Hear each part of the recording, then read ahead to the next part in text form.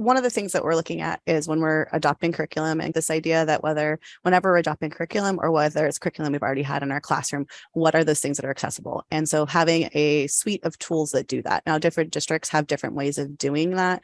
One example that we're using is Google Read and Write. And Google Read and Write is great because it's a suite of tools that allow for the voice read aloud, it's the talk to type.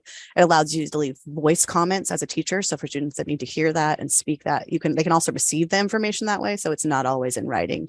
It's also a great to make sure that when we're picking these tools, so both our curriculum we're adopting that is paper and print, more typical tech books and things like that we need to have accessible. We also need to think about the tools that we are presenting in a technology world as well, and making sure those tools are accessible. Just because it's digital doesn't mean it's accessible yet.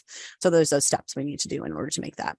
So something like Google Read Write, or other people use that in their Microsoft suite. There's different pieces. For us, it's Google Read Write. And Google Read Write has the ability, whether it's on your documents, whether it's on a website, or whether it's on a PDF, for students to leave that verbal response, for us to be able to enlarge the type, for us to use picture dictionaries to allow for translations. And so we're talking about all students, not just students with IEPs or 504s, but any student in the classroom that needs the curriculum to be accessible.